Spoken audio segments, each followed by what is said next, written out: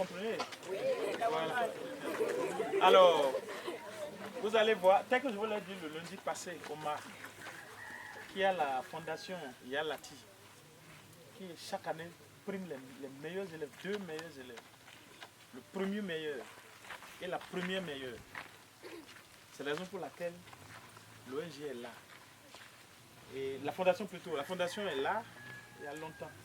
Je pense que ça fait déjà la 10e édition. Voilà, la 10e édition ça.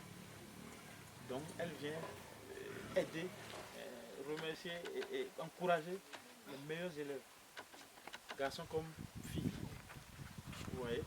Donc ils sont là. Je vais leur donner la parole. Vous voyez ce que vous avez devant moi. Hein? C'est un défi pour chacun debout là maintenant. Pour dire l'année prochaine moi-même là. Il faut que je prenne ça. Et en attendant, avant de donner la parole au représentant de la fondation, et je vais vous demander de les acclamer.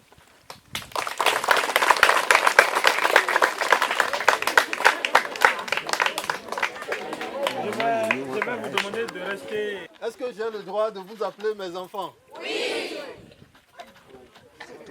Bonsoir encore mes enfants. Oui.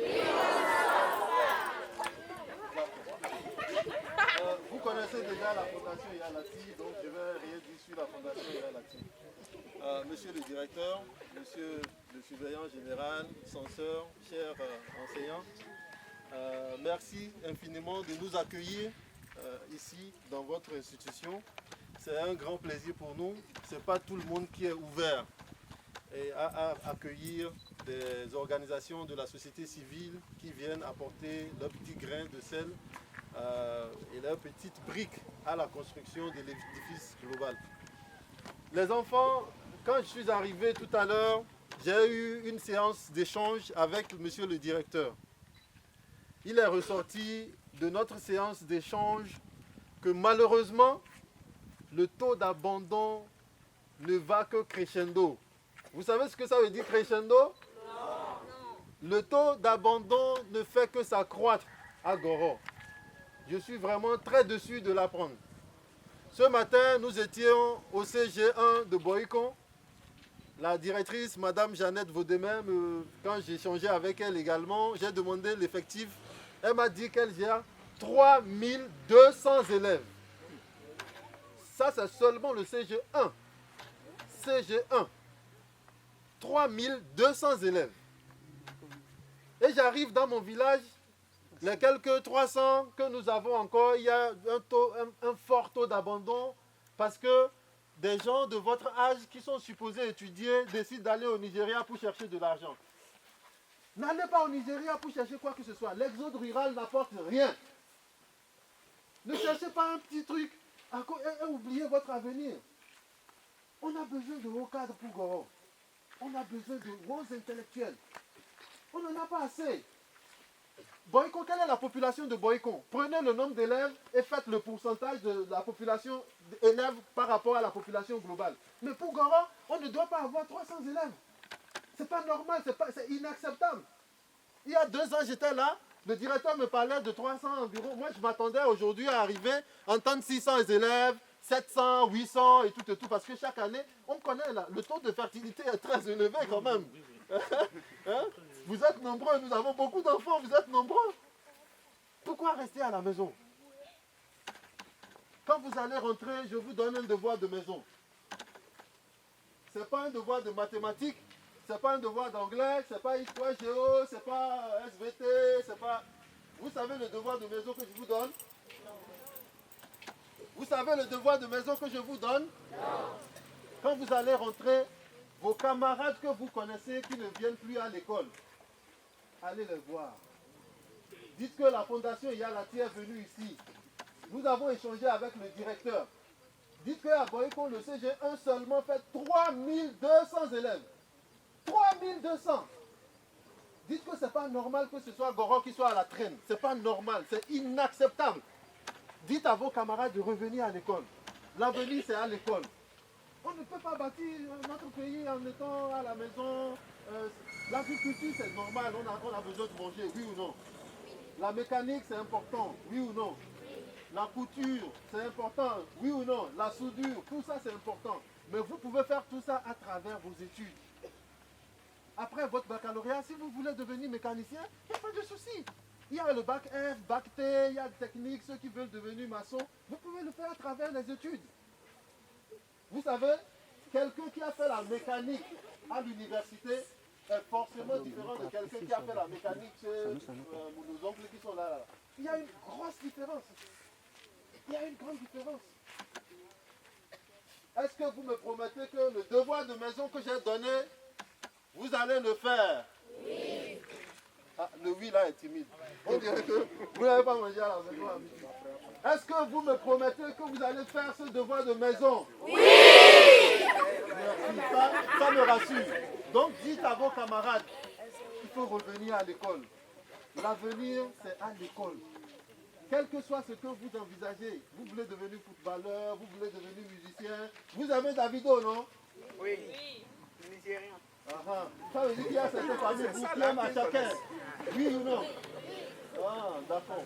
Même si vous aimez la musique, j'ai fait une carrière dans la musique avant d'arrêter. Mais j'étais en année de maîtrise quand je sortais mon premier album. Ça veut dire que même si vous aimez la musique, cela ne veut pas dire que vous devez abandonner les études d'abord avant de faire la musique. Si vous aimez le football, cela ne veut pas dire que vous devez abandonner les études avant de faire le foot.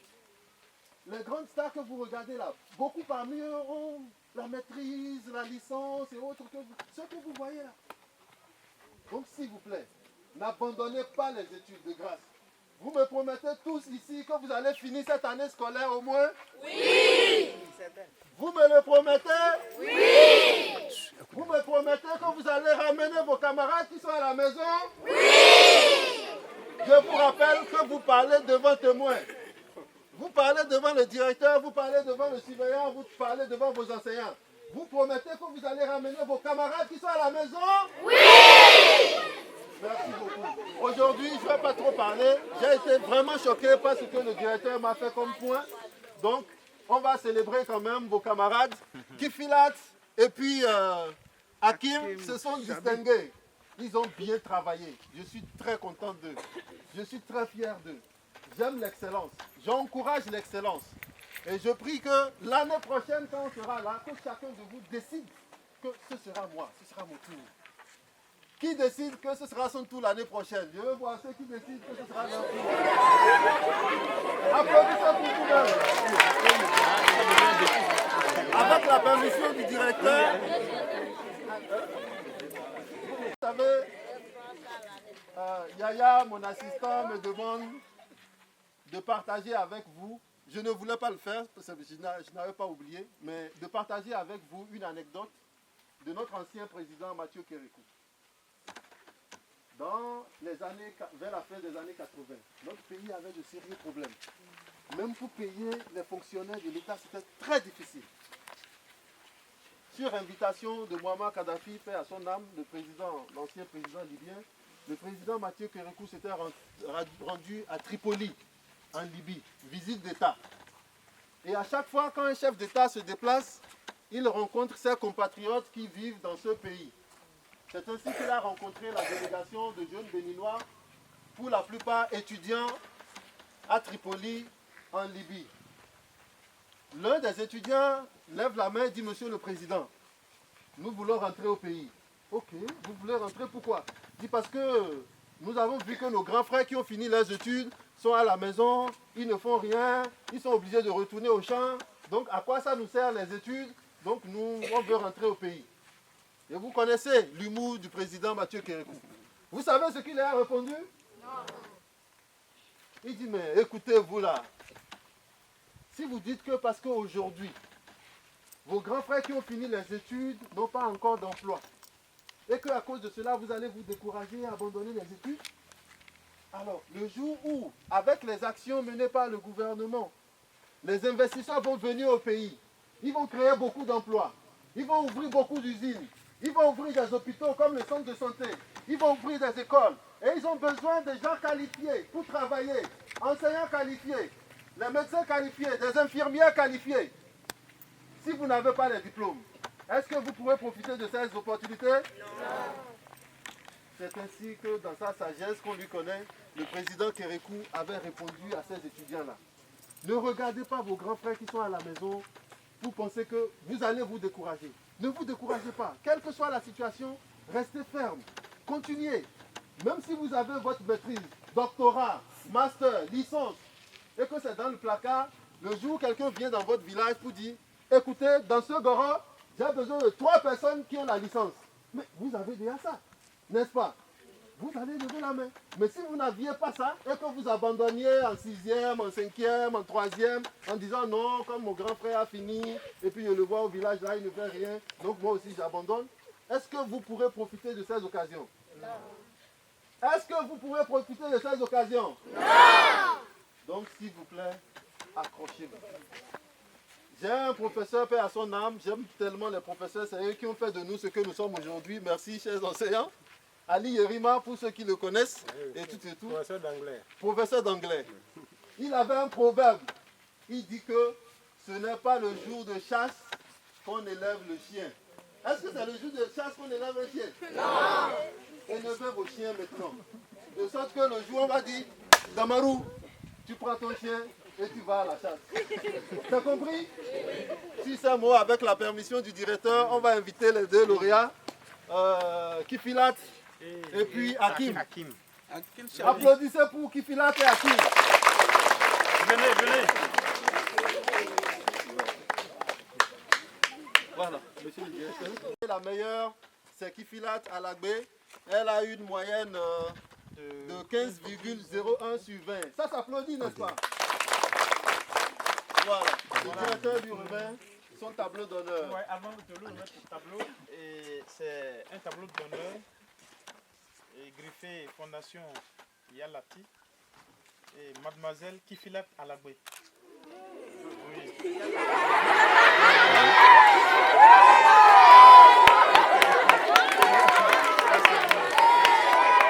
Donc, j'ai voulu garder un peu le calme. Et élève en classe de 6e 3 est lauréate de la 10e édition du prix de l'excellence de la Fondation Yalati pour avoir été la meilleure élève fille du collège d'enseignement général de Goro pour le compte de l'année académique 2022-2023 avec une moyenne de passage de 15,01 sur 20. En foi de quoi, ce diplôme d'honneur lui est délivré pour servir et valoir ce que de droit. Félicitations.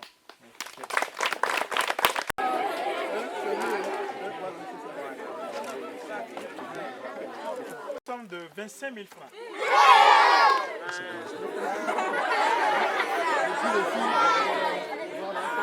Oui, avec 4 paquets de... Il y a 2 paquets de 200 pages et 2 paquets de 100 pages, une traceuse, des bics bleus, des bics rouges, un vrai dessinateur, un pot de colle, la gomme. Voilà. Et le sac.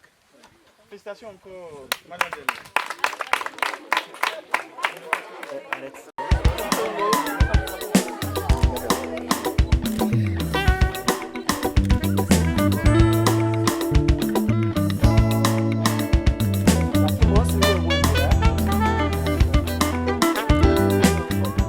Je suis très content de passer cette interview.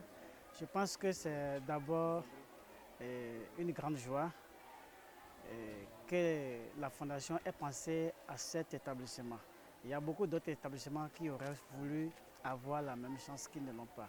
C'est une joie et je pense que c'est aussi un avantage ou un stimulant pour les élèves qui auraient voulu travailler aussi, qui n'ont pas eu l'occasion. Ça va motiver d'autres élèves à travailler. Le premier conseil, c'est de leur dire que la guerre n'est pas encore finie, parce que quand vous avez pris le prix, cela ne veut pas dire que l'année prochaine, il y aura d'autres prix. Il faut qu'ils fassent l'effort de maintenir le cap pour qu'on ne leur arrache pas le trophée avant la fin de cette année. Le mot, je pense que c'est d'abord remercier la Fondation pour cette initiative et de leur dire de penser également à encourager aussi les enseignants, les meilleurs enseignants, parce qu'il y a aussi, ils font des efforts particuliers, ils se sacrifient. Les enfants, c'est bien, pensez aussi à leur encadreur. Merci. Je m'appelle Alabisodi Kifla, élève du Chéri Gora, aux classes de 5e M2. Je suis contente de ce que la Fondation a fait pour moi.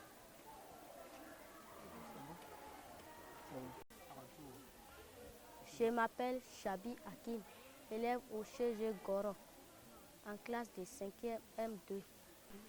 Je suis très contente de Yalati. Je souhaite longue vie à la Fondation Yalati.